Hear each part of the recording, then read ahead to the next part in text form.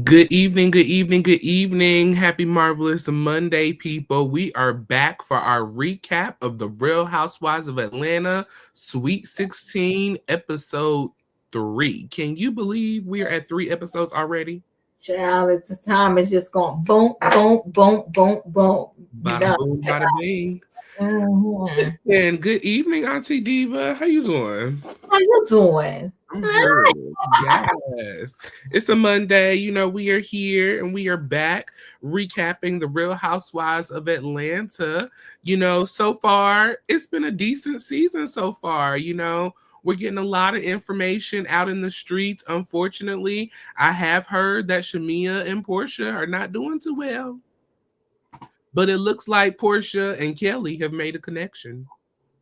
Isn't that something? It's Mm. wild how things happen, right? It is. It's wild, but I feel like that's always the risk that you take when you get on these shows with your real friends. Mhm. You know what I'm saying? You take that risk of your relationship. And unfortunately, I was hoping that it wouldn't kind of pan out this way, but it's looking like that's what's happening. Mm. It saddened me when I heard that those two wasn't friends only because they've been friends so long. But there's a scene that we gotta talk about that. Yeah, it was a little messy, It but we'll get there. We'll get there. it was a lot going on, but we gonna pray for the people. We're gonna Yeah. pray for them because this is it's a lot. But listen, people, we are here. We are live on both channels, Chronicles of the Gray Hair Diva and Royaire's World. So if you're on either one of our channels, make sure you go to the other channel, Chronicles of the Gray Hair Diva or Royaire's World. Make sure you hit the like button on our video. Make sure you subscribe to both of the channels and make sure your notification bells are on all. We do have goals going on this evening, so feel free to give. I have a $5 goal from 5 people celebrating birthday early, so shout out to me. We celebrated Diva's birthday this past Friday, so make sure you show some love to her. And we are gonna get right into this. Do us one more favor, please. Hit the share button. Share this live, and let the people know we are recapping episode 3 of season 16. High notes and cheap shots, and it was cheap shots tonight. It was definitely some cheap shots that went out. Okay, so we are in episode 3, Auntie, and I just want to kind of move us across just for just a moment, so that we can kind of just run through the cast real quick. I know this is a new season for us, so just for those who are new to the season, newly watching. To the far, my left, your right, probably, we have Miss Brit. Miss Brit is married to Mike, okay? We have Angela Oakley, who's married to Charles Oakley, former NBA player. We have Miss Phaedra Parks, who has not joined us just yet, but she will be joining us later on in the season, who she replaced Kenya Moore, which we all know Miss Kenya Moore. We have hold on, because she left them bees over there at Married to Medicine.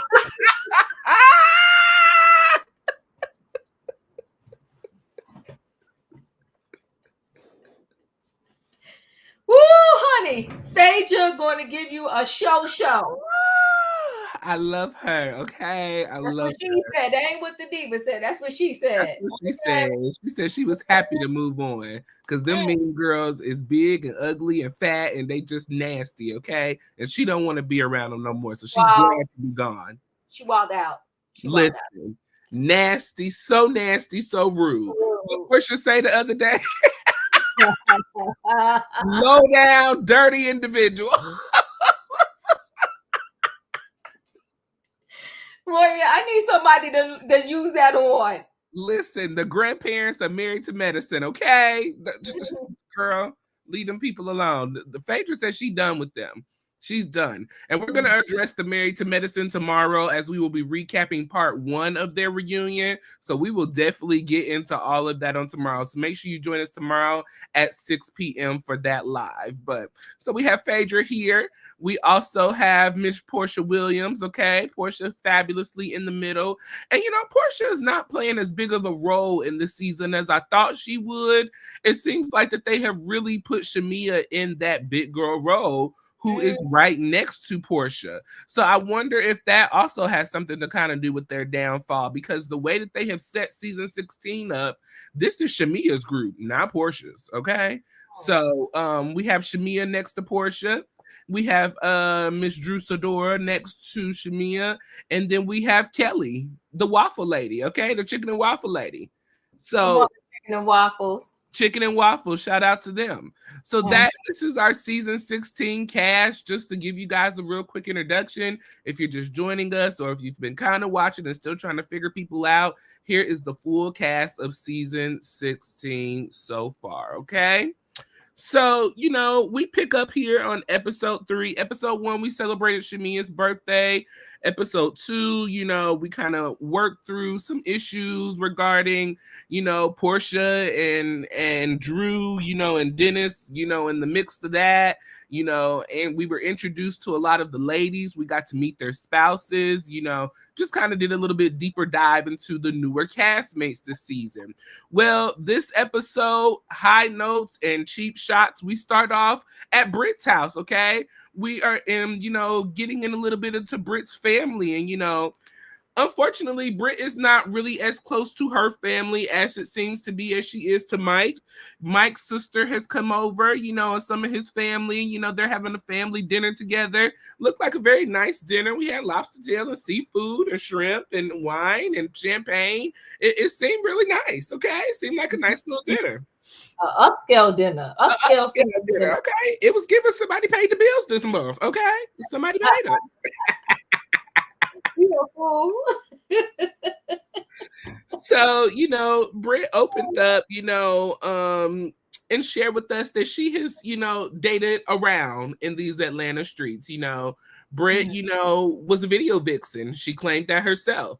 She was in a lot of rap videos. She dated a lot of rappers and a lot of ballers, but she was ready to settle down from the hip hop and the baller life. Okay. She said she wanted her a real man, a real husband who was a good father and will treat her right.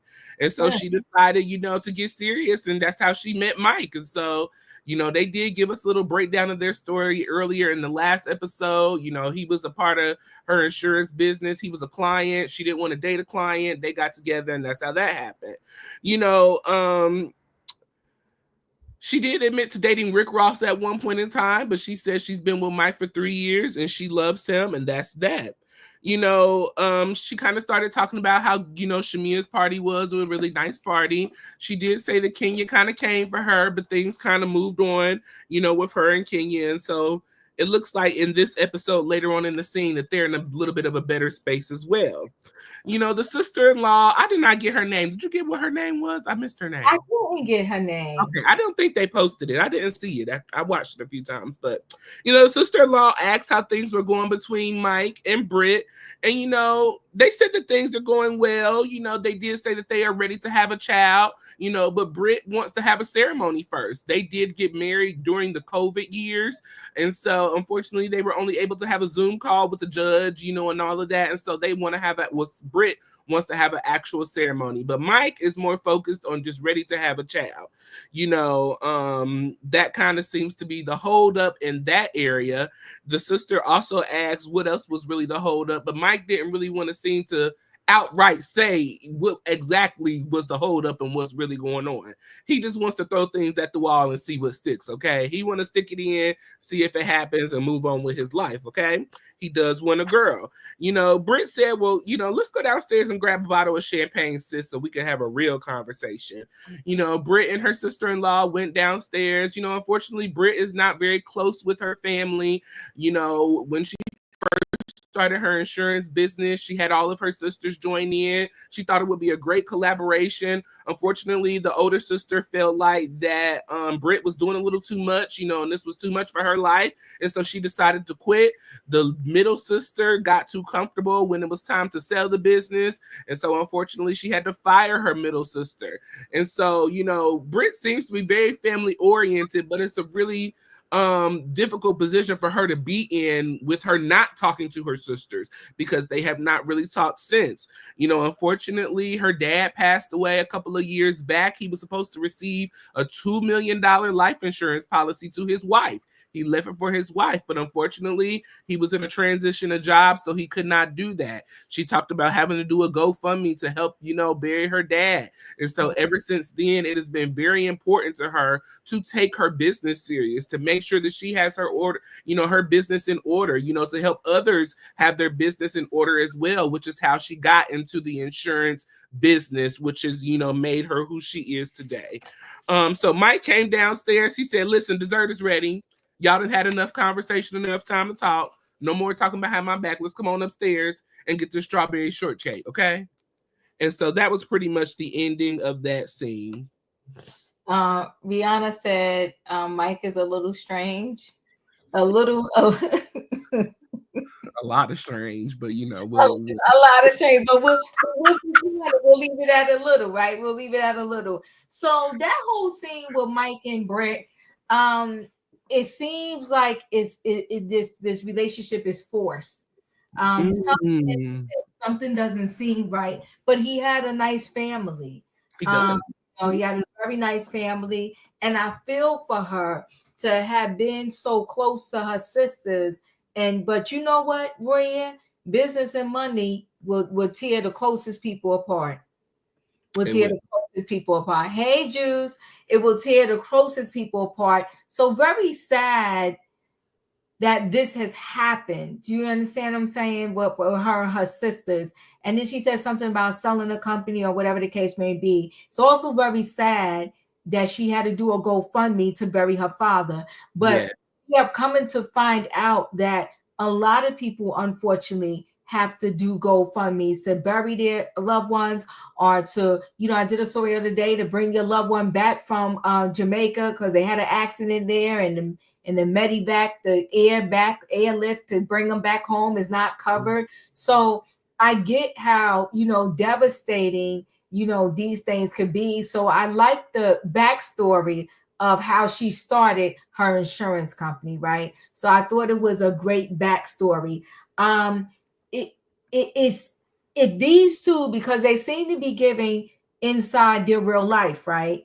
If these two were really, I don't know, something, I feel like the love is missing. Maybe that's the words I want to say. Yes. I don't feel the love. I don't feel the closeness. I don't feel like he's in this. You know what I'm saying? I feel like it's a business relationship. It's a business relationship. Yeah, I feel like that. It's a business relationship, and it's just feeling off to me. And that's why, and I don't see no lovey-dovey between them when we see these scenes between them. It's just like, she exists, I exist, and we exist in this house together. Drew, you need to take note. This is what a business relationship looks like, Drew. Yeah. So it's very sad. So, Brit telling us who she dated in the past, and she used to be this video vixen. Okay, I guess it was a filler, for her to talk about in her confessional, right? And then other than that, I mean, it's not too much more I can really say about this scene. I just hope, what I really want to say is, I hope her and his sisters find their way back to each other. Yes. And when they showed that picture, they all look alike. They all do look alike. Yeah. Very beautiful young ladies. It's very unfortunate. The one thing that should bring you together and that should help to create generational wealth is one thing that really tears most families apart. It's very unfortunate that a lot of times it's hard to work with family because everybody can't see the bigger picture always, if that makes sense. I think it just from me hearing things and just experience, I think also because she is the younger sister to kind of come in and kind of be the boss, it may be a little bit harder for the older to accept, you know what I'm saying? And then dad passing away, and just it seems like they have a lot of drama going on, if you may, that they just have not been able to rectify. She really talked about how much her dad was very supportive and caring of everyone and took care of everyone, and it just maybe seems like that he was kind of the supportive role of everyone, and now that he's gone, he was the glue. Yeah, he was the glue. That is definitely what it was giving. But Mom, I need you to step up and bring the girls back together, Mama. Come on now. So we move on to our next scene. We are having lunch with Porsha and Kelly. Now let me tell you something. Porsha love her Hennessy, okay? Anywhere Porsha goes, she gonna get her Henny, okay? Okay. Now Porsha has told us that she has not been drinking because she's been trying to have a clear mind with everything going on. You know, it's been a very stressful time, but because Kelly has so many different personalities, she got to have a drink on this occasion, okay? She wasn't sure she was gonna get cool Kelly, Kelly down the street from the block. So she had to get herself in order, okay? That was So cute. that was cute, right? So Portia ordered her little drink, you know, and she was awaiting Kelly to show up. Now, if you guys do not know, on the first episode, you know, Kelly did question Shamia in regards to why Portia stole that man's husband from his wife. And so, you know, Shamia in that same first episode did she sent for Kelly. She sent for her. Mm-hmm. Had her Mm-hmm. come to the party early and say, listen, I don't appreciate how you address my friend, but I do definitely think you need to have a conversation with her. If you have questions, if you have concerns, you need to address her with those questions and concerns and not talk about her to me or behind her back. Okay. And so, you know, Kelly came in, you know, Kelly called Portia, you know, to invite her to a Mommy and Me event that she is hosting at the end of this episode. And so before they had that event, she wanted to kind of clear the air to make sure that everybody was coming in on a positive note for the event that she was hosting.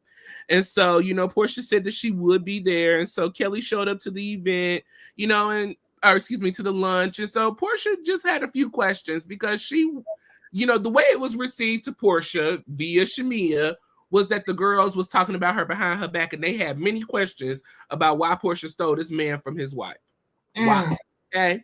And so, you know, Kelly broke it down and said, well, listen, that's not how it came off, which was a lie. But she said that's not how it came off. I just, you know, wanted to know what happened, you know, how you guys got together, blah, blah, blah, blah, blah.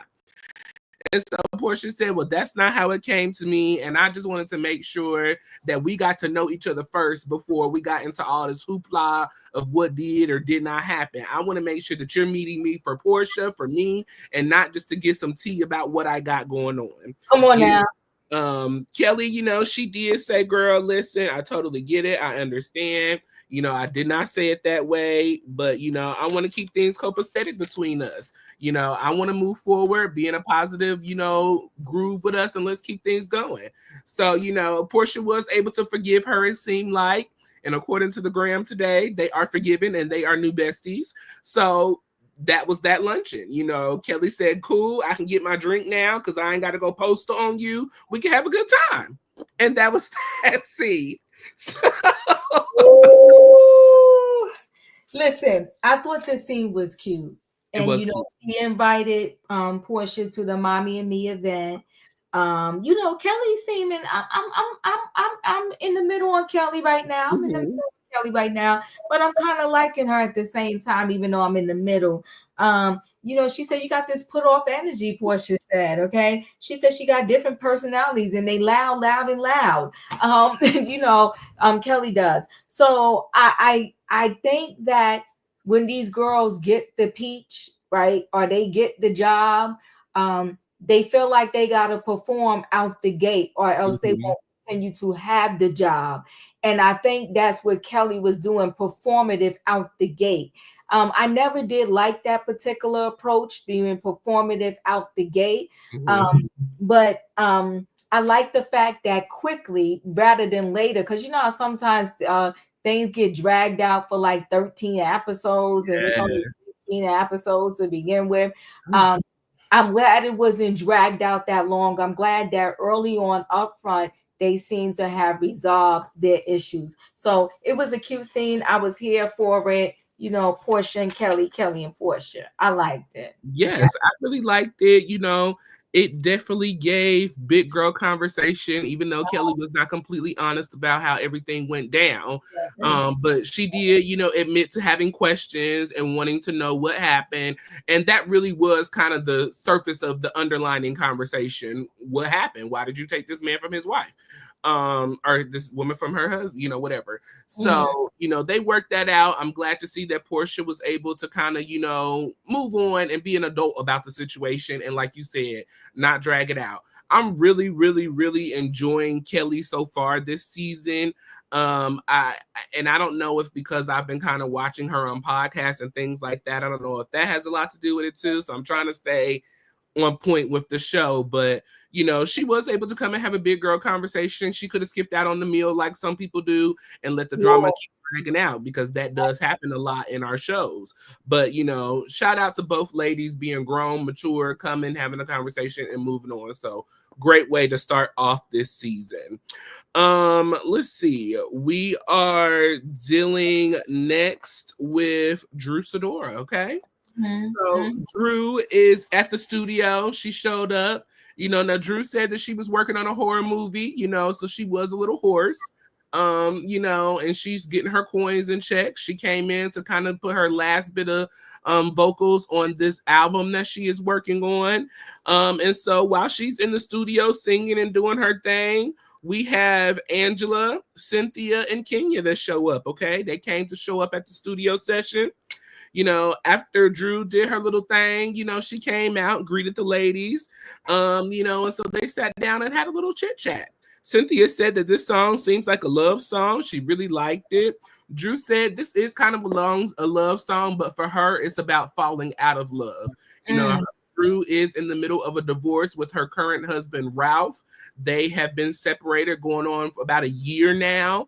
And so, she said she has really thrown herself into her projects, her movies, her music, everything, because everything is just a lot for her. This divorce has been a lot. If you don't know, Ralph is living in the basement right now via court order. She can only see the children 2 times out of the month, or 2 weekends out of the month, and then she has to leave the house the rest of the the rest of the month, so it's a lot going on for her. Cynthia said, I totally understand. When I was going through my divorces, I threw myself right into work, to keep myself busy and to keep my mind off of the divorce issues. Kenya asked Angela, is this your first marriage? Angela said, yes, this is me and Charles's first marriage. We met at our apartment complex. He held the elevator for me. We rolled up. He asked for my number. He got it. She said, and I became cool with the concierge in the front desk downstairs because I was able to keep in, check in, know where he been. If he ain't been, she was doing that's called stalking.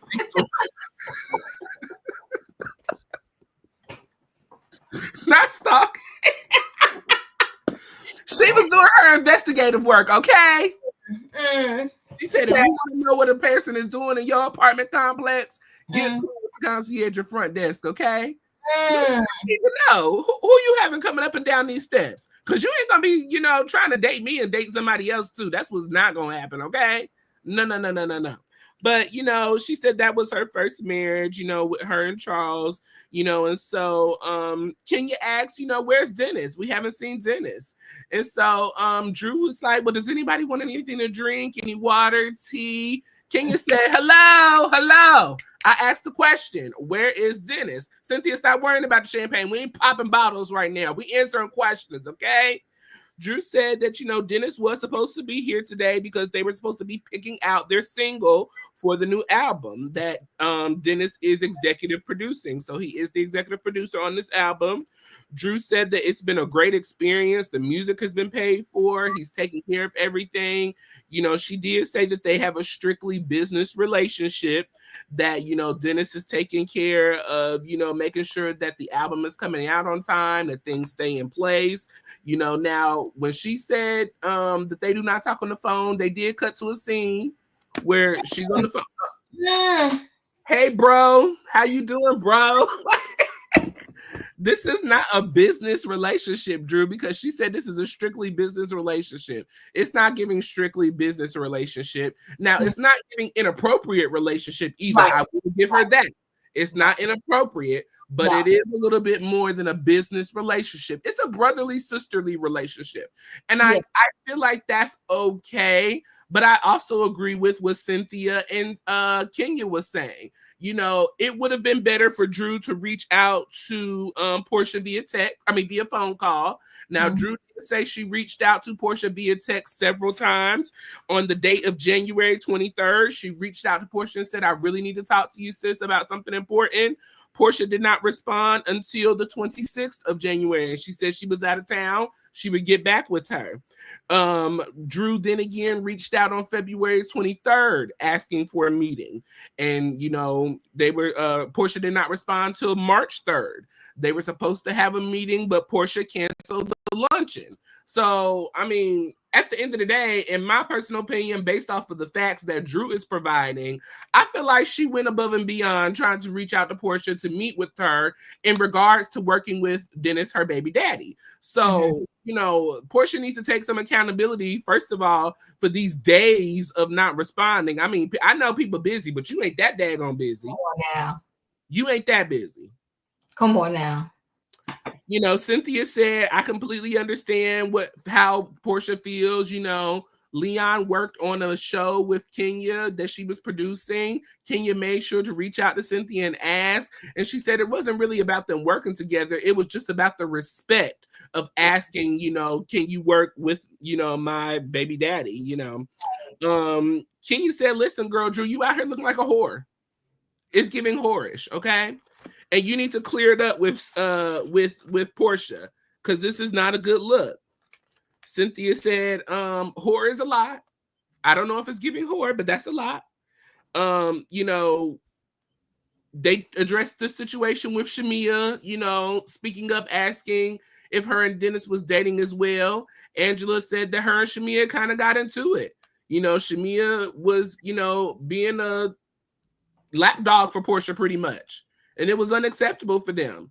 Cynthia said Porsha don't need nobody to defend her. Porsha can handle herself. They said that they're going to talk to Shamia about it at the up-and-coming next event. Cynthia thought it would be a good idea for Shamia and Angela to get together and talk and try to move on from this. So we'll see how that goes once we get to that scene. Woo, child. First of all, I want to say there was a lot this episode going on. It was, right? I think they did a good job. They gave everybody a good amount of time, right? Yeah. I'm gonna say this. Drew has a nice voice.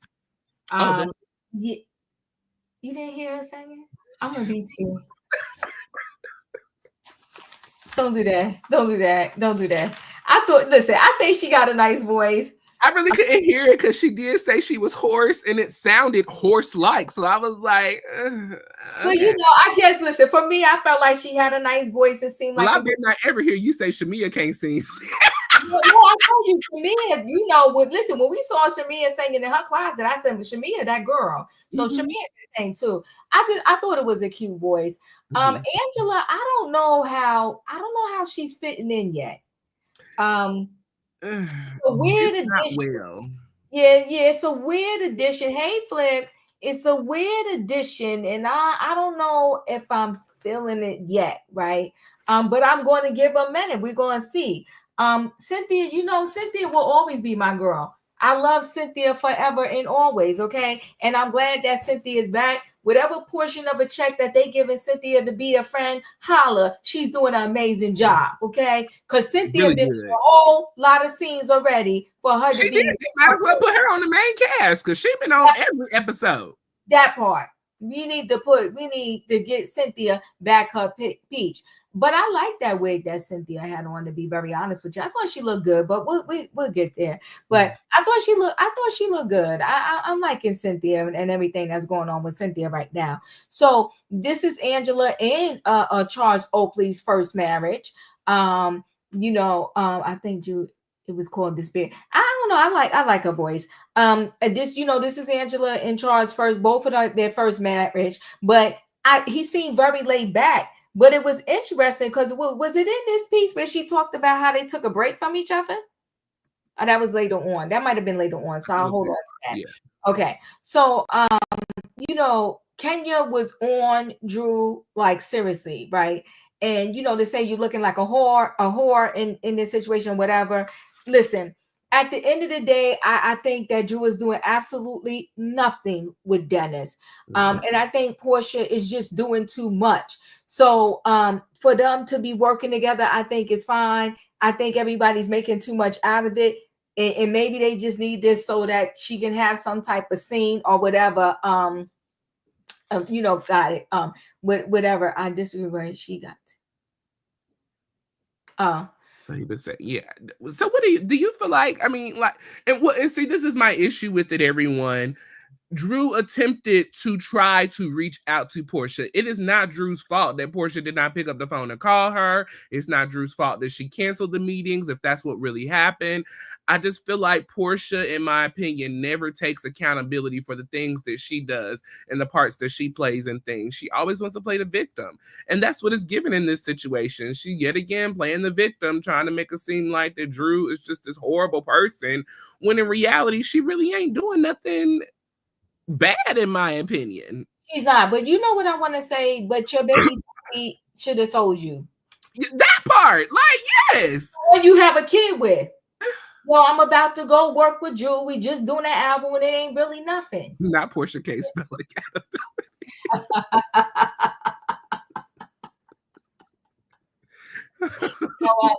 You're wilding out. So I mean, I think the whole thing is too much. Drew, Tori said, Drew busy, messy diva. Atlanta has a producer on every other corner. Drew was wrong when she needed money. Porsha helped her. You know what? And you right, Toria. So I'm gonna lean back a little bit because of everything that Porsha did for her when Drew did need money, when her and Ralph, was first splitting up. Porsha did look out for her with the gold naked hair, and she tried to put Drew down. So on that note, you are correct. I'll roll with that with you. That Drew had a higher level responsibility because of the fact that how Porsha was trying to really help her out when she was in a time of need. So I won't be mad at that. I will go with that, right? But I also feel like, that Dennis should have told her too, right? Drew has children to take care of and no help from Ralph with her career. No, Tiffany, you are right, but we got to go back to what Toria said.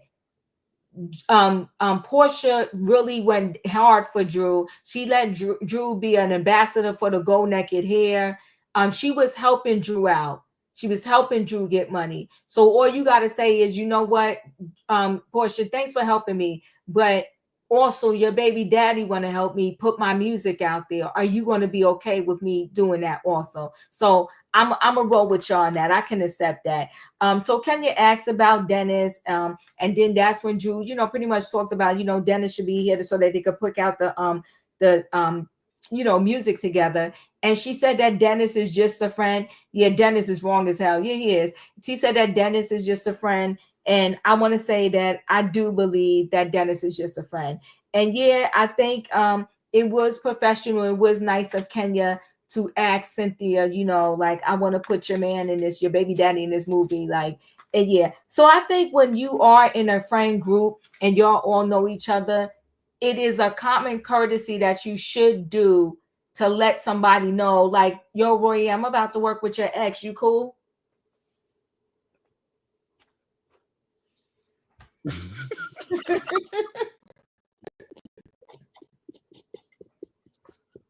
I'm gonna beat you.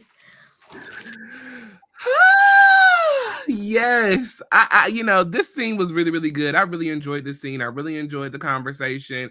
I really do think that they were bringing valid questions to the front. Kenya also asked, did Dennis say anything to Porsha? Like, why is Dennis not, fighting for you pretty much? Why is he not covering you?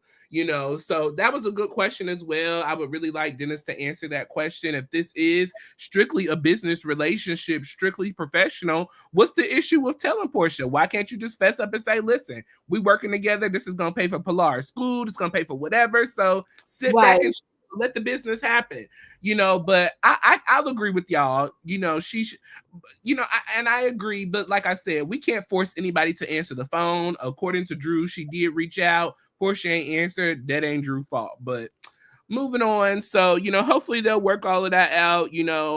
I'm really enjoying Cynthia this season as well. Now Cynthia, she's definitely in love with somebody because she done picked up that love weight. She's looking nice and healthy, okay? She's thick as grits. She's She's thick. thick as grits, baby. Yeah, But it she's looks good on her. It really, It really looks does. good It on her. does. She's It you know what? Cynthia, hands down, just beautiful and beautiful altogether. aging very well. She's gorgeous. Yes. She's gorgeous. Yeah. Cynthia, let us know your regimen, honey. Put your regimen out here, boo, so that we can try it out because it's working very well. It's giving what it's supposed to give. Mm-hmm. So, Shamia, we go to Shamia's house and Shamia is having a little meeting with her sisters. Now, Diva, I loved this scene. I thought this scene was so heartfelt, so beautiful. And this is why Shamia deserves a peach because she's giving, honey, okay? She's sharing the family, she's sharing the baby, she's sharing the friends, she's sharing the house, the cars, everything. She is truly giving Real Housewife of Atlanta. She's really, really giving it, and I'm loving it. So Shamia kind of opens up with her sisters, about, just struggling with these past 2 years, and how appreciative she is, of her sisters. Now, unfortunately, her eldest daughter, Shia, it's looking like that Shia is going to have her tonsils removed and her adenoids. And so, last year, Shamia had a lot going on with her second baby, Shiloh. Shiloh was unfortunately born with a lot of health conditions. Gratefully, they had plenty of doctors and nurses. Side note for a moment, I was listening to Angela Yee's podcast, All the Way Up. And so Shamia was on there, and Shamia was sharing that when Shiloh was first born, that they did not have, after, kind of a lot of her complications, she had another complication, and there was no beds available for her child. Yes. And so she said that the Lord told her to just kind of go on Instagram and just share what she was going through, share what you're going through. She said one of the ladies, she works down as a host for the Atlanta Hawks. One of the ladies down at the Atlanta Hawks seen her story on Instagram, immediately found one of the doctors at a hospital. They got a room available for the baby. They were able to have the surgery and everything. So y'all check out, I'm going to drop it in my bio or in my link down below in the comment section, this video. But it was a really, really good story about how Shamia, just kind of testified about what she had going on, and God opened the door for her baby to be able to get a bed available and to have these surgeries, and the doctor was amazing. So sometimes the moral of the story is sometimes you just got to tell your story and get it out there so that people can know what you're going through so that they can help you. So closed mouth can't get fed. Come on now, knocking the door will be open, okay? Come on. So, Shamia talked about, everything that was going on with Shiloh. And so now this year, unfortunately, she had an ectopic pregnancy, and, unfortunately lost that baby. Now Shia has to get her adenoids taken out. Gerald wants to have another baby as well as Shamia, but she's already been through 7 rounds of IVF, and the last time she went through that, her levels were so high that she could possibly have a stroke or a heart attack. And so it's just been very worrisome, about her having this baby or, finding a surrogate. She opened up about they are currently talking to someone about possible carrying, for them again. She talked about how her sisters have been so supportive of her. Unfortunately, when she had appointments or wasn't able to leave the hospital with Shiloh, her oldest sister would go pick up Shia from school. Her middle sister has lupus, but she would put aside her issues, her problems, and go help out with whatever Shamia needed done. And I was just so in love with the support from the family, the way that Shamia was just had an attitude of gratitude for her family. Shamia also talked about how she keeps a lot to herself, as we are now seeing. I had no idea Shamia was going through all of this. I didn't even know Shamia had a child that had, health issues and things like that. So I just love the way that Shamia is really putting her life out here, opening up to us, and not being nasty about it or complaining about it and things like that. It's a real genuine honesty about who she is, what she's going through, and how she's moving through it. And I just love hearing such positive stories from families. I love that scene. And only reason why I knew about Shamia's youngest baby is because I don't know if I was following her or if I was following the surrogate. And I saw, Good that the night. surrogate had, good night, thanks, Toria, that the surrogate had, had breast cancer and that the baby had to be delivered early. Um, so it's a heartfelt story. And somebody said earlier that, and I understand what they're saying. They said, they're not loving it so far. They feel like the first 3 episodes are kind of boring. I think with us for reality TV, we don't want toxic, but we're so used to toxic that Mhm. when something different comes, we're like, oh my God, this is boring. Mhm. Um, this is why I'm liking Roa so far, is because it's enough for me, but it's not super toxic, Mhm. right? When it gets to be too toxic, it just, it wears down on me. Like, to me, Married to Medicine just got to be so toxic. Yeah. And then if it's not toxic on the show, well, just hold on tight, because Dr. Heavenly will turn on her phone or her camera or whatever, and she's going to take it all the way down to the gutter. So if they didn't make it down to hell on the show, she going to come off and go online and just take it down in the gutter. So this hurts. Shamia's sister is just supporting her, loving on her and helping her.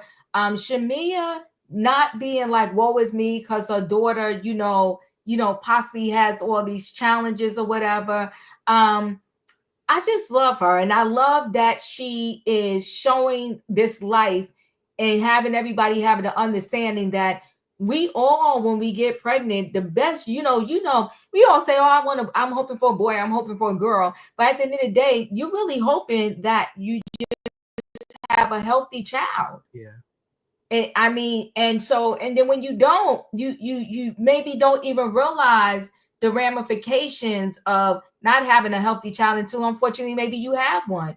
But I like the way that she's showing us how this can happen to you, and you can still be good, but you need the village. Yeah. So with all of her money, and that's why I told people, stop falling out with your baby daddy and their parents, because you need the village. Mhm.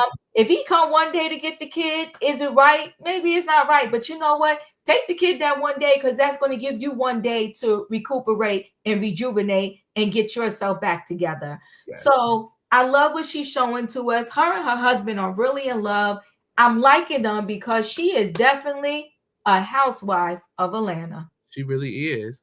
Monique Austin said, I like it. I think this season is giving some nostalgia from the earlier seasons with the girls and how they all have genuine connections to one another. I like it. And Yeah, I totally agree, Monique. This is really getting back to, as we said, the core of the purpose of the Housewives. This is yeah, really what the show was created off of.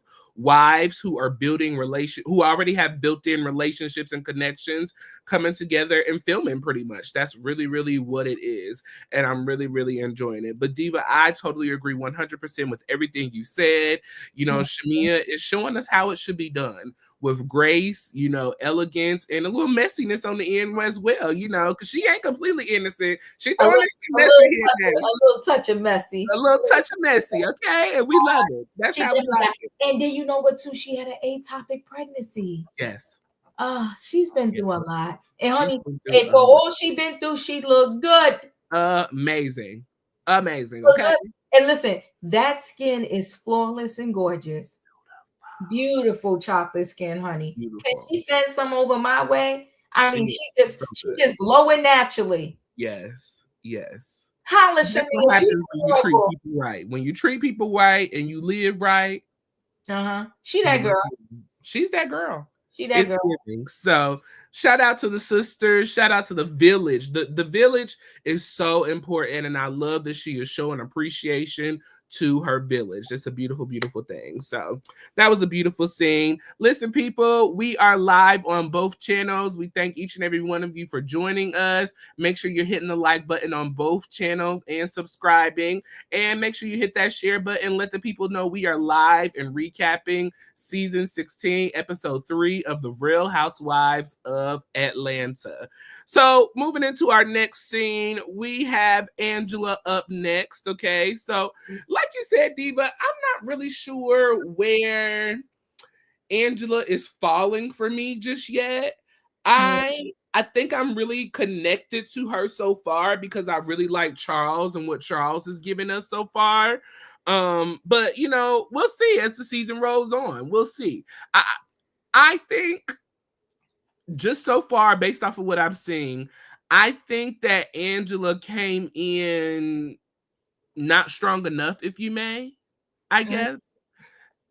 And I don't know if that's such a thing, but I just feel like she came in a little not enough. I don't know what it is, but she ain't catching me. She's not catching me. But as we have heard about in the last episode, Angela bought 5 properties. She is into the real estate business, and so she looks like she's flipping these homes currently. She's tore, you know, the inside out, you know, and redone the inside. Revitalization almost pretty much. So Angela was pulling up to the home that she is renovating, you know, taking in some tools and things like that for the projects that she's got going on in the house. Charles pulls up a few minutes behind her. You know, he starts helping her get some things out the car. You know, Charles doesn't seem really too excited about these investment properties that Angela has going on because his money is tied up into this as well. So the longer that they are taking to finish things and get things completed, the more money that he is not recouping. So that seems to be a little bit of an issue with Charles, you know, but you know, she says that, you know, he is here to support her. Angela does want to do a vow renewal. Charles is like, listen, until you finish up these little projects you got going on, we need to hold off on the vow renewal, okay? Because guess what else a vow renewal is also? Money, okay? So he said we can't be pouring out money everywhere, one thing at a time. And then on top of that, you paying $3,000 a month to see a therapist. Why? You know, Charles is a little concerned about that as well. So they take a little tour around the house. Charles is turning on things and turning off, making sure stuff works because his money is invested in this Angela, okay? He ain't got time to fool around with wasting his coin. He's retired, okay?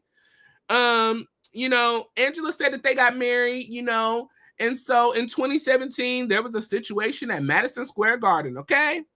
Now, apparently, you know, the owner of the New York Knicks, you know, has had a falling out with Charles. And so, you know, he does not like Charles. He's seen Charles at the game. He asked security to escort him out personally. That man right there on the front row, yeah, get him up out of here. That's so dreadful. He was dreadful. Dreadful. A fashion show with no fashion. Look, how you a former basketball player and got put out of the place that you used to play in? Because I want to say he played for the New York Knicks in Chicago, right? The two, I think that's what she said.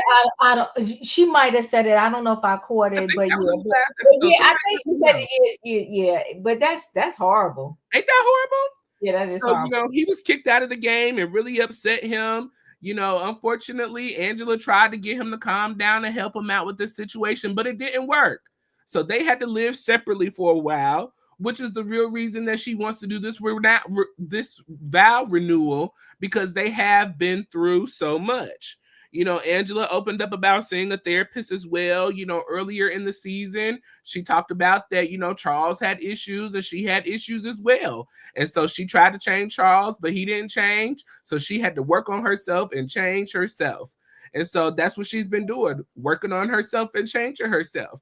But she also wants to do couples therapy as well. Now, it didn't seem like Charles was too open to the couples therapy. But Angela said, if we're going to make it to the next 10 years, we got to get some help. That was pretty much the ending of that scene. Your thoughts? You know, I like the scene. Charles seemed very laid back. I'm liking him. You know what I'm saying? I'm liking him. I'm liking them together. She said no, it's more like 1,200. I'm like, well, dang, is she seeing the therapist every day? Like, is she like, does she take naps on the therapist's couch? I'm like, good gosh. But you know what, though? I will say this. If you need therapy, it's better to get therapy. And if she can afford the therapy, then go ahead. Like, I'm joking about the price, but I like the fact that she recognizes she needs this therapy and she's doing it. Her flipping the houses, you know, a lot of people, they into that flipping the house thing. I personally just was never into it because you are putting out a lot of money up front until you get the house ready. And then to flip it in the meantime, like he said, you paying out all these bills. bills. So when are you gonna put this thing back on the market and flip it? But so it was a nice scene. It was a nice scene, and I see that they want to do the vow renewal. But I'm with Charles. Like, let's not be spending money. Let's not just keep pumping money out the door, out the door, out the door. And we got these kids. We saw the kids when they had dinner last week together. Stop pumping all this money out the door. Do we really, we know we together. Do we really need to have this vow renewal? I'm trying to say. So I get what he's saying on that. So you need somebody who's sensible with the money if you are a spender. The last thing any family needs is two spenders, because that is just crazy. Money flying out the door. Money flying out the door. We don't need you. Don't need that. Look, then you end up like Drew and Ralph, one in the basement. Child.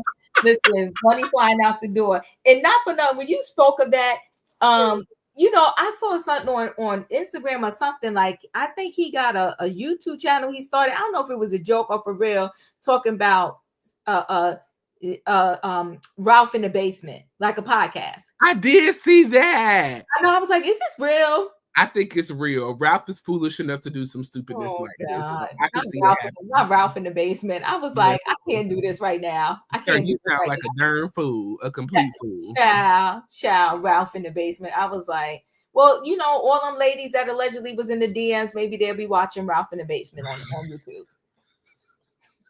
Okay. Oh God.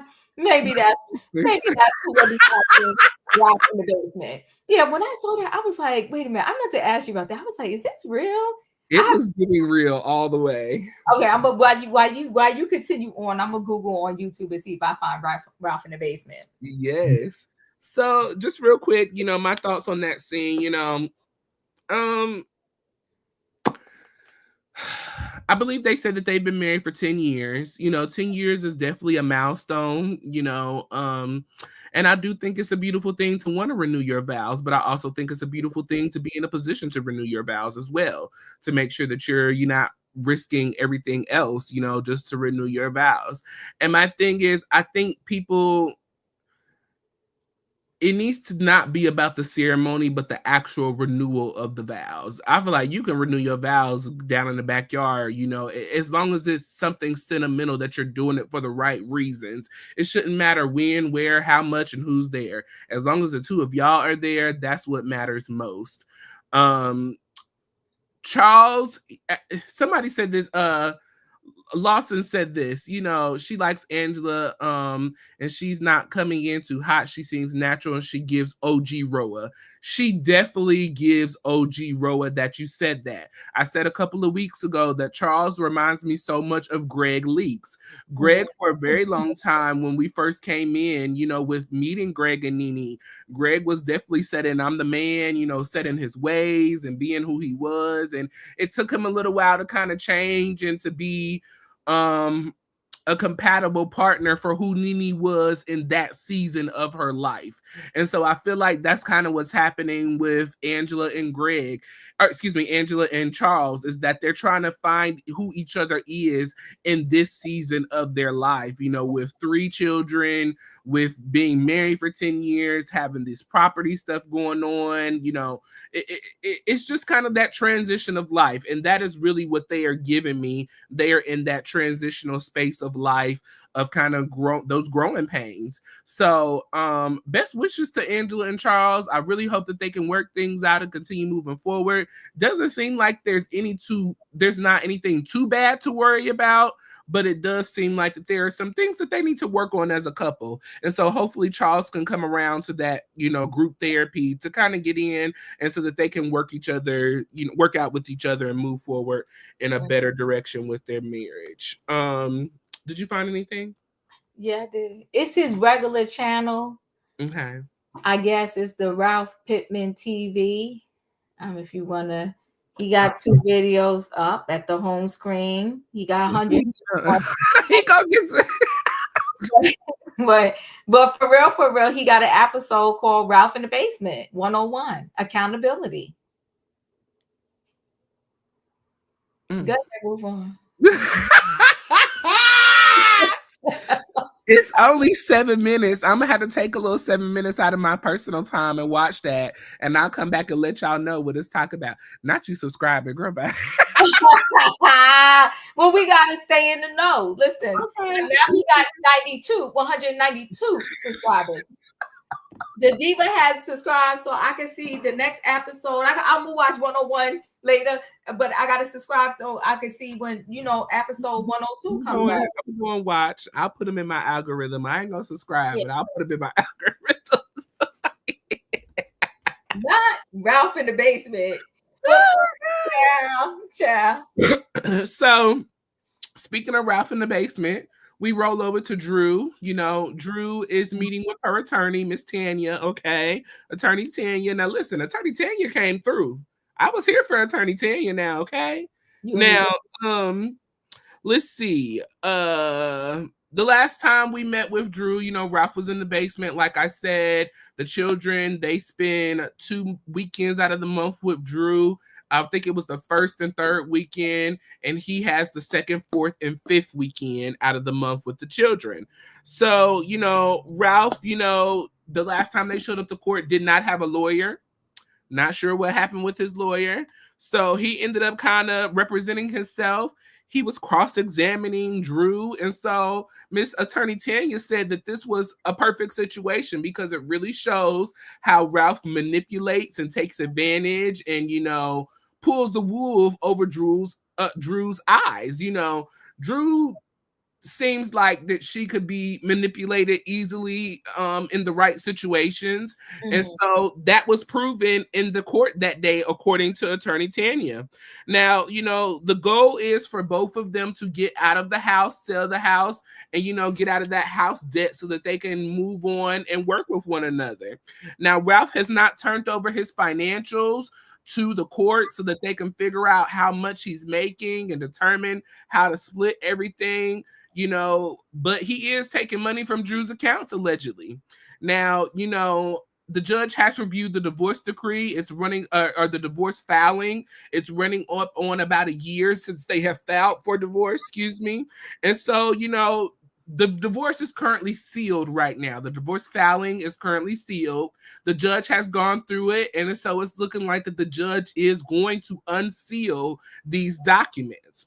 And so once the judge unseals these documents, we're going to start seeing some information come out of the woodworks in regards to some sexting that Ralph was doing with other ladies, some serial cheating that was going on allegedly, some taking of money out of Drew's account allegedly.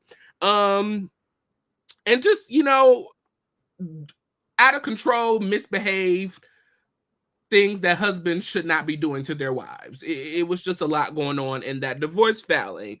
Drew's biggest concern is her children finding out about all of these issues once these documents are unsealed. Drew was very emotional about that in the attorney's office, but the attorney assured that she's going to do everything she can to get this wrapped up and get Drew in a better place. According to the documentation that he has provided, once the judge and the lawyers went through that, they noticed that a lot of those documentations were Drew's documentations. And so Ralph has still not showed up with his portion. And so that is what's holding up this divorce, with them actually moving forward and separating.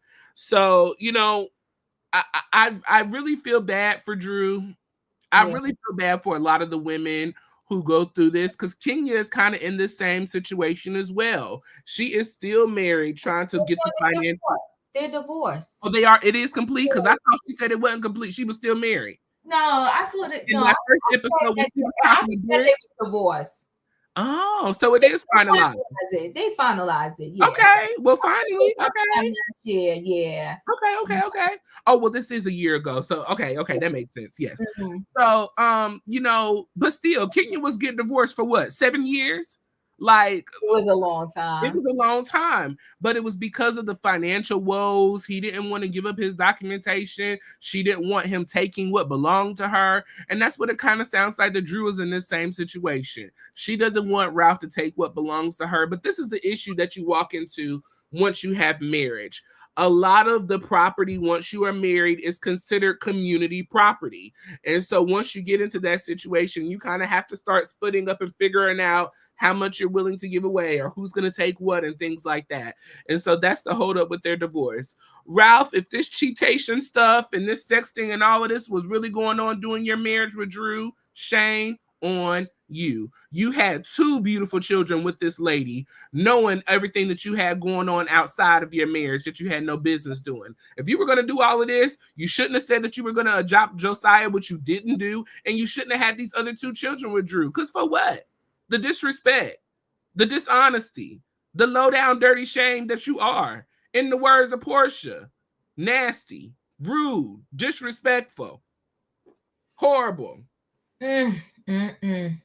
That scene was heart-wrenching for me because it's like divorce and the demise of a marriage is always sad, no matter how you look at it. But it's even sadder when you have one party playing games in the situation. And they're going to have to sell the house. So the fact that they have to sell a house tells me that they have to sell a house to split the proceeds. So that's why Drew is really hitting the payment, because now she don't just have her one kid that she came into this relationship with. She has 2. And then she got 2. And Ralph is seen to be playing games. I remember he had all these businesses. He had to go here. He wrote a tech. He did a whole app or something. What happened to all of that? He was going to Florida without her and wasn't telling her nothing. And right. Where's that money at? Where's that money at from this app that you created and you helped do this and this, that, and the other? Where's all the money? And so you came there to represent yourself because he just didn't have lawyer money. Let's be real. And so he was representing himself. And the fact that he was cross-examining Drew, this is just narcissism at its highest level. Now, listen, do I believe, like, does Drew put 20 on 10? She does. It seems like it's always something with Drew, and that doesn't help either. So it's like, yeah, it seems like Ralph was living a double life. Yeah, something was going on with Ralph. And then Drew finally, and he knew that Drew wanted this marriage to work. So he utilized that. And he knew that who wants to not have their marriage work, but then who wants to not have their marriage work on TV? But he did the most to her on screen. He was very disrespectful to her. We saw that with our own eyes. So that's why I'm leaning towards Drew in this, because no matter who Drew is or is not, we saw with our own eyes how Ralph gaslighted the heck out of her on Roa documented. So it was a hard scene, but that lawyer, I guess since they now going to unsell the case, that lawyer told all the good business. All of it. Took your money. He cheated on you. The sexting, the texting. I mean, he was doing the most. A lot of people, and I think they said it on earlier seasons of Roa, like when the Greg was still here, when we had, the other men was still here. I think Peter Thomas and all of them, they pretty much said that the way these women come into men's DMs once they see them on the show is unbelievable.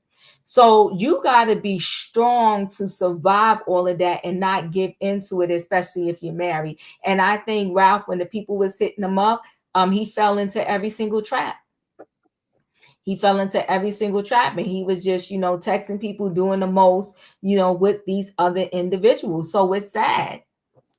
Very sad, very sad. So hopefully I've been drinking a ton of water. I'll be right back. Hopefully they can get all of that wrapped up. So we'll move on to our next scene with Shamia.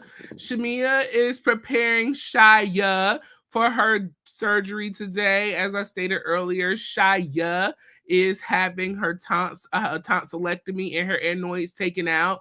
So she was prepping her for that. Shia's walking to the car. She's super excited about mommy's new Rolls Royce that she got for her birthday. They pull up to the hospital. Shia is super excited to see the doctor. She, gets prepped and everything. Shia goes into surgery. Shamia and Gerald are in the room awaiting. It was about 20 minutes that Shia had been back there and Gerald had not sat down yet. So that was a beautiful, beautiful scene. Love Gerald and Shamia together. Gerald seems to be very supportive of Shamia, very in love with Shamia, and just ready to, to be that man for her that he should be, that every woman should, desire and want to have. So that's a beautiful thing. I love that scene. What happened next? We have Porsha and her mom coming up next, but I'll wait for Diva to come back for that. So while we're waiting, listen, we are live on both channels. Make sure you're hitting the like button on Royaire's World and Chronicles of the Gray Hair Diva. If you're not a subscriber, subscribe. We do have goals going on tonight. I am celebrating my 30th birthday on the 31st. So if you would like to give, feel free to give a $5 donation if you would like. Also, Diva has goals going on as well. She celebrated her birthday on Monday, so feel free to do so as well. And make sure you are sharing this live with your friends and family. Let them know that we are live with the Real Housewives of Atlanta recap.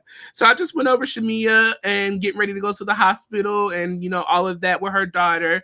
I talked about Gerald being there and being the supportive dad and husband. Any thoughts on that scene? Very cute scene. Very cute scene. Her family is absolutely gorgeous, and that husband loves him some Shamia. Her It's daughter, real, Diva. It's it's real. real. It's real. It's genuine. Her daughter is adorable. Oh my God. She said hi to the doctor. Yes. It's a very cute scene. And Shamia has been through the most. Mm-hmm. The most. I love her. I love her family. I'm looking forward to seeing how this whole season pans out and how she pans out as being a regular on the show. I thought it was a great scene. I can't really say any more about that. I just thought it was an absolutely great scene. And I love it because everything is not rah, rah, rah, rah in your face. Yes. These are real life issues that people, go through. Okay. Royaire's Cash App is up there. It's rolling at the bottom of the screen. It's Royaire, $Royaire1. $Royaire1. Thank you. So it's just an amazing, scene. I loved it. I absolutely loved it. Oh, thank you so much, Espoir. Much appreciated. Yes, thank you so much. Thank you. Thank you. Yeah. So I thought it was a great scene, Royaire. Yes, beautiful, beautiful scene. So Porsha and her mom, they are having a spa day. They go over to the spa to get their feet done. Porsha is so glad to have her mom here to support her through this divorce situation again. Porsha talked about she's trying to do mediation, but it's just been such a she's been doing meditation, but it's just been such a negative, follow through with this whole divorce with Simon. She really thought that Simon would be here to support her, to, love her and be here for her. And that's just not how things turned out to be. Miss Diane felt like that Simon was Porsha's protector, that he would never do her like this. But here we find out he has done her like this, as the same as Cordell did Porsha in her first marriage, left her high and dry and kicked her out.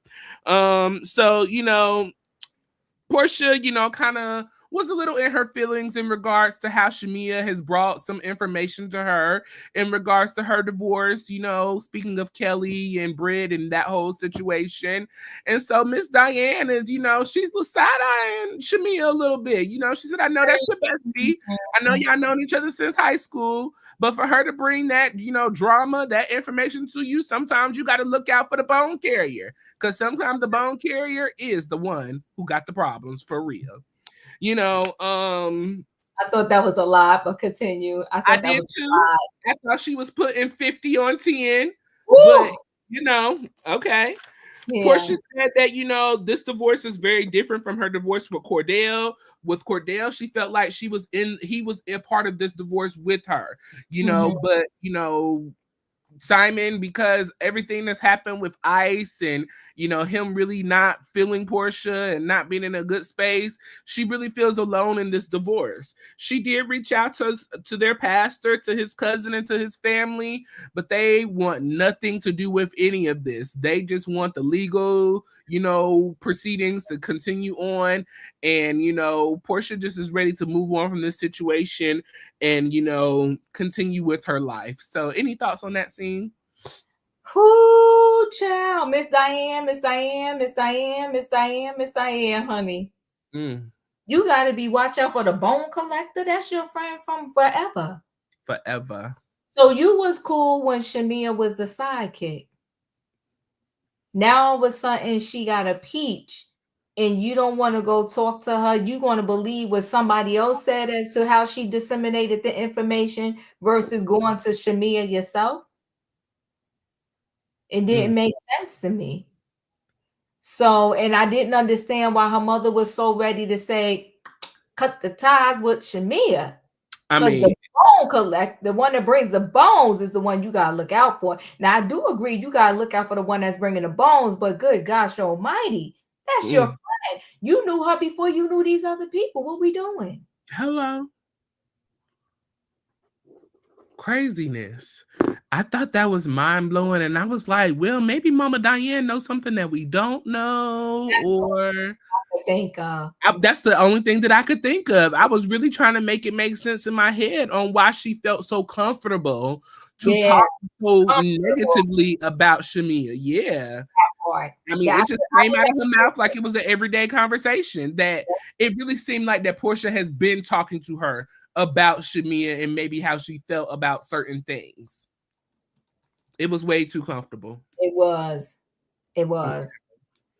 So Shia's surgery went well. She did give a call to Auntie Porsha, you know, and told Porsha that she got her tonsillectomy taken out. Porsha told her she was one of the special ones and she was so proud of her.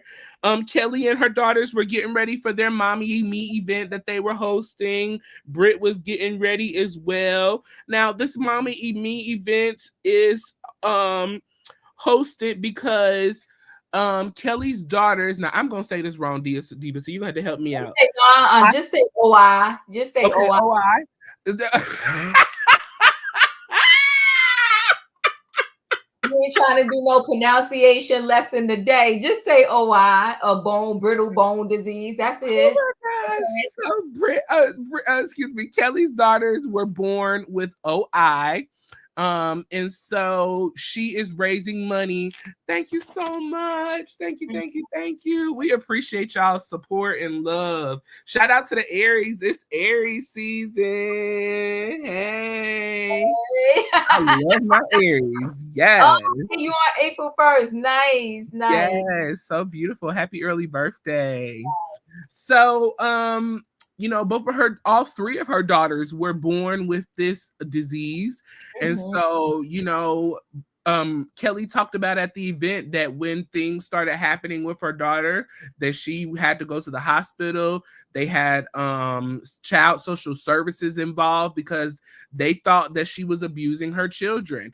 But once the doctors looked into the daughter's eyes, he immediately noticed that it was OI. She was able to go home with her children and work out everything. So that's a beautiful thing. So that was the reason that she is hosting this event. She hosted this event at Belmont.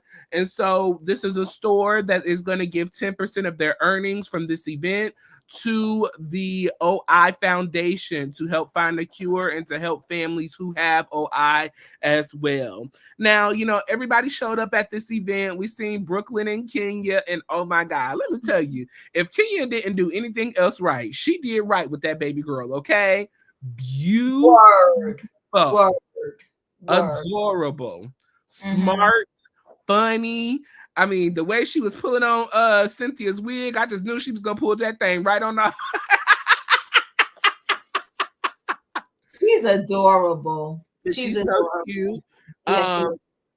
Porsha and Pilar showed up. That's another one that they did an amazing job. Pilar is beautiful as well, very smart.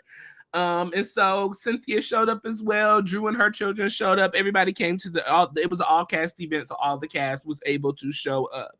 Now, let's see. Drew, she still has some issues with Porsha. Her and Porsha was supposed to have a conversation, but unfortunately that did not happen. Porsha did let us know that Drew and her share the same hairstylist and makeup artist. Allegedly was hogging up the makeup and the hairstylist. And so, they had to come and beat Porsha in 15 minutes. But what the amazing thing to me was? Porsha was able to show up on time for this event, but she did not show up on time for her bestie's birthday. Well, you know what? In all fairness, Porsha, they needed to film Porsha in the home getting ready, right? And Porsha, remember, because of Simon, she couldn't film in the mansion. So I do get that. I do get that. It's jacked up. But what she should have did is she should have rented some type of Airbnb and filmed out of that until she was able to get back in the mansion. That's it, and that's all. She should have been at Shamia's house. That's what she should have just done. Well, she could have did that, but you know what though? That would show reality too. Listen, I'm here in this hotel because I can't even do my job in my home because my husband is blocking it. They got to start showing reality TV so we really can get it and it sinks in our head. Stop trying to play it off like all is well and it ain't. But we just need to start holding Porsha accountable for the things that she needs to be held accountable for. It was no excuse that she should have been late to Shamia's birthday. This is your bestie. You should have been there from the jump, period, point blank. But anyways, Cynthia, she came as well. She was looking beautiful. Porsha and Cynthia had a little chit chat, in regards to the divorce and how things are going. She said it's a struggle, but she's pushing through, trying to get things, day by day. Shamea and Angela, they are kind of beefing. Last week we had a little gym scene with them, along with who was that? Drew. And so, they felt that Shamia was being, yet again, Porsha's lapdog, trying to stand up for Porsha in regards to the situation with Drew and Dennis and them working together. And, Angela didn't take too kind to that. And so Angela kind of had to gather Miss Shamia at the, workout event. And so here they are again, Shamia and Angela, they spoke to one another. They, said, how we doing today? Are we ourselves? And, Angela said, listen, I'm always myself. I was who I was the last time I seen you. Okay. And Shamia said, oh, well, good then. We don't have nothing to talk about because if that's who you was, you already showed me who you were. And I believe you the first time. And she said, well, that's fine. Shamina, it's giving mean girl vibes. Per usual, so go on about your business. She said, well, how about you go back into the time capsule that you came out of, talking about her nose. Okay? That was so incredibly messy. That was so messy. So messy. Yes. So messy. Not the LaToya Jackson. She called her LaToya Jackson and she called her Flavor Flav. Okay? The shade. The shade. I was like, oh my God. These people are out of control. Yeah, it was crazy. It was a lot. Shamia felt disrespected by Angela's comments. She said, if you good, I'm good, we good, we'll move on about our day. Shamia did go over to Drew and apologize, for the way that she said things at her birthday party. It came off a little bit stronger than what she really meant for it to. Her and Drew came to an understanding. They said that they're good and they moved on. The proceeds for this event, the store was going to give 10% of their proceeds to OI. They raised $30,000. Angela was glad that, Kelli was glad that everybody put their money where their mouth was, except for Porsha. Porsha says she can't come in here and spend her money because she got attorney fees to pay, okay? Keeping it 100. 100, that's all you can do. Go Porsha. And attorneys cost cash. Cash money, baby, okay? Now Drew did try to come and talk to Porsha, but Porsha was not having it. Porsha said, Drew's big bully was there, her sister. And so she said she was not doing it at this event. This was not the time or the place. So, Porsha said, well, listen, y'all, I'm headed out. I will see y'all next time. and that was pretty much the wrapping up of this episode. Your thoughts on that scene? The whole event, Kelly touched my heart. And I think it's always great when they do events where they give to charity. So they shop. She said they spent 30K and a portion of the proceeds are gonna go to the charity of her choice, and her children, suffer with this situation. So I commend her for doing that event. I like the mommy and me thing. But maybe she got to pick a store next time where it maybe you have some kids stuff there too. I don't know, but I thought it was cute, and I thought all of the children absolutely adorable. I love the fact that all the kids was there. I love this mommy and me event, and I'm sorry, y'all. I love Cynthia's look. 100%. But y'all know I always love Cynthia. When y'all was trying to kick her off for 10 years straight, I was out in the street solo. Not with your picket sign. Yes, I was. I was out there solo, probably saying leave Cynthia alone. So I'm glad to see Cynthia's back.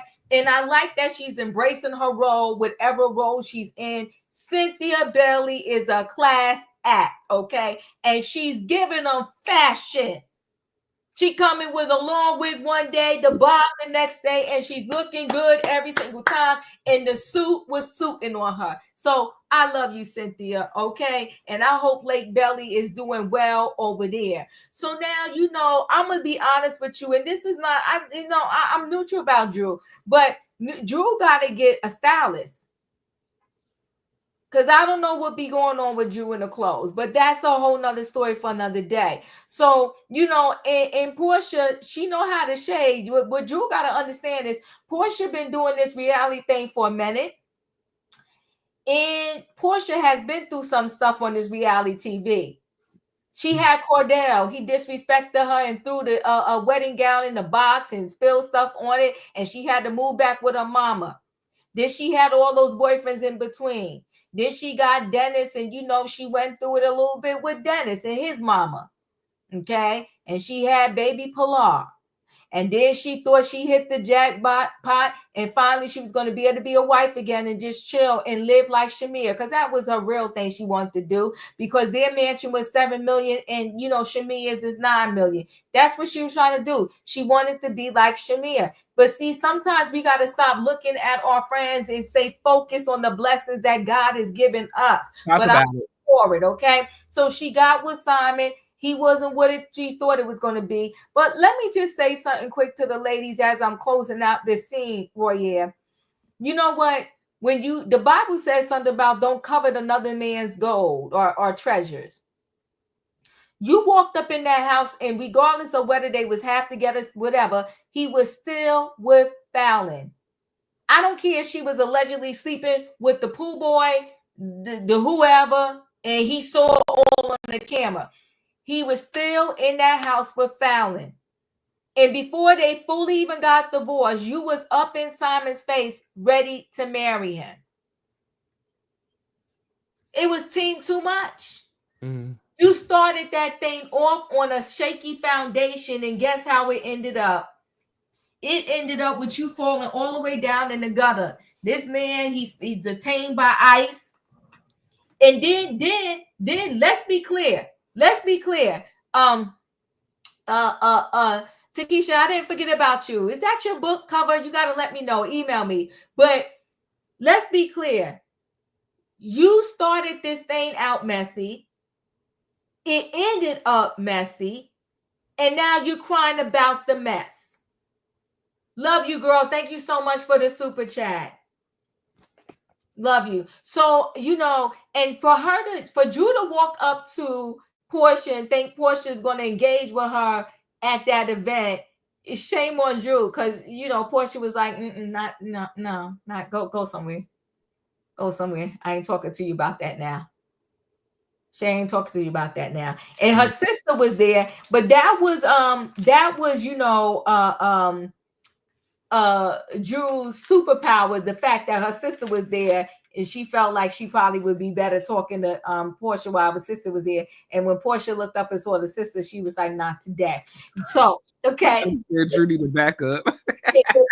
Yeah, she needed backup. But Listen, you remember when Porsha was they was at a Christmas party and Porsha was running down the back alley? Listen, that's why Porsha was like, not today. So, and what else I want to talk about? Shamia and Angela exchange was just wild. Not Latoya Jackson, not Flavor Flav. It was just messy. And when she did the nose in her confessional, I was like,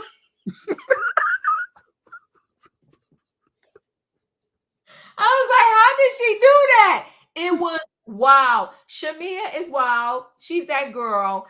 And she got nothing for Angela. So I'm gonna see if maybe they turn a full circle moment in some later on episodes. But for right now, Shamia and Angela is not working out. Now let me tell you something. Who slayed the dress when they came through the door for this event? You better go, Shamia, because that white on her was everything. Flawless. That girl is the girl. That white was everything. It was everything. I'm not a hater type of person by any means necessary, but I can see why Porsha is hating on Shamia. I can see it. Yeah, she that girl. She has the life that Porsha wanted. She has a life. Listen, when you got a friend that got on, like you like, good gosh almighty. But see, the best you should do is you should see if he got a cousin that's just as successful as him. You don't hate. You gotta see if he got a cousin, a brother, uncle, nephew.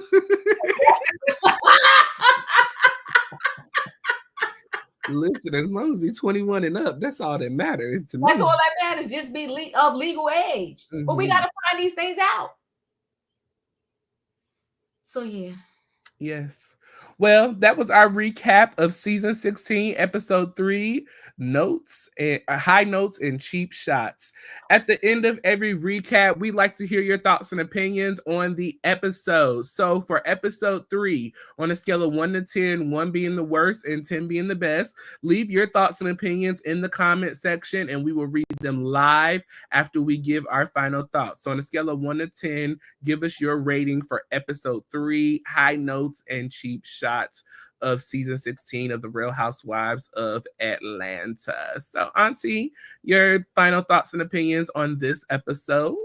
I liked it. I'll give it an 8. Okay. I'll give it an 8. And you know why I'm gonna give it an 8? Because I like Shamia sharing her story. Kelli also shared her story about the kids and how she almost had diapers on her pretty much and all of that. Is some real vignettes within the whole thing, right? Yes. And then Drew gave a real scene when she went to the lawyer. Mm-hmm. So yeah, I'm gonna definitely give it a strong 8. So I think it was good. There was some places for more potential and some other things, but other than that, happy birthday twins. Hey, you got twins that are 8. Okay. It's just it was just, I think overall I liked the scene because my emotions wasn't all the way up here. Because when I watched that Married to Medicine reunion, which we'll talk about tomorrow, I was like, oh, this is giving me a headache. I had to go get me a cup of tea. I was like, this is just ridiculous. It's just ridiculous. Yeah. So, but I think I really enjoyed it. I enjoyed it. Yes. Pray for the recap people tonight, y'all, because we got to recap this Married to Medicine tomorrow. And I am not looking forward to it at all. Like, at all. But this episode, I am giving it a 9. I really, really, really enjoyed this episode. I feel like that everybody is, for the most part, everyone is being authentic. They're sharing their true stories. They're sharing, their lives. This is the real of reality TV, in my opinion, so far of what we've seen.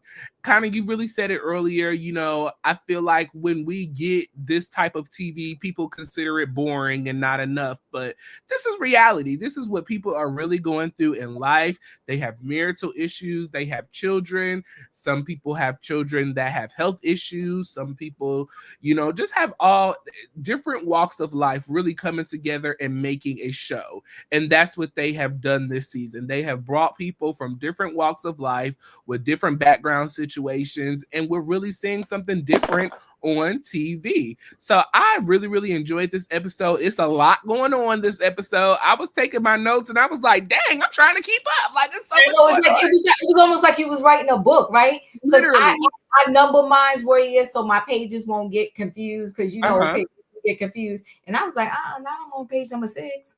Listen, I'm pausing and stopping and pausing and playing. I was like, what's going on? But yes, I really enjoyed this. I gave it a 9 for tonight. I really, really enjoyed this episode. I feel like this season is going in a great direction. It's not too negative, still positive, still fun, still laughter, and still have some meaning behind it. And that's what I really want these shows to always keep a meaning behind it, have a purpose, have a positive purpose and a positive meaning behind it to keep the people engaged. Like, that's what's going to keep us engaged. So that was our recap ratings. Let's see. K Mocha gave it an 8. Rihanna gave it a 9. Nita gave it an 8.5. Lorraine gave it an 8. Katrina gave it a 7.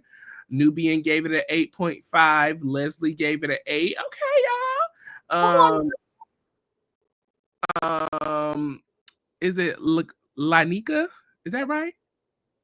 Lanika, I believe. She gave it an 8.5. So she says Hawaiian for Lynette. We're gonna say Lynette because I always say it wrong. Yeah, so we're gonna say Lynette. Yes. Okay. Right. I like it. Let's see. I will check it out. Yes. Somebody said in here that they have not been watching, and we're going to make them go watch it because they enjoy it. Cool. Thank you so much. Holla. Well, people, this has been our recap of season Sweet 16, episode 3, High Notes and Cheap Shots. Make sure you have hit the like button on this video. Make sure you have subscribed to our channel. And even after we go off, make sure you share this with someone so that they can watch the rewatch. We appreciate the rewatch crew. Y'all always come through and show us love down in the comment section. So we appreciate each and every one of you. On tomorrow, we will be recapping the season reunion of Married to Medicine Part 1. And it was a lot.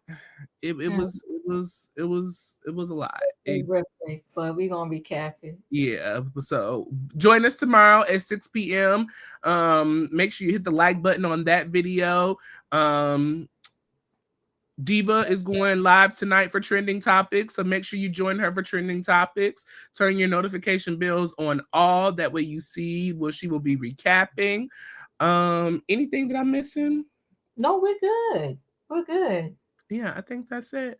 Well, we appreciate each and every one of you guys for joining us. Thank you for those of you who gave and for those of you who spent your time with us. We truly, truly appreciate each and every one of you.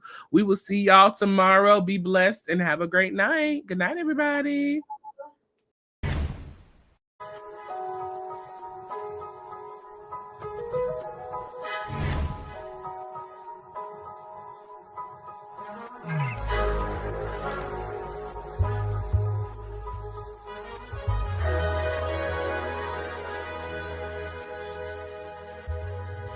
Royaire's World.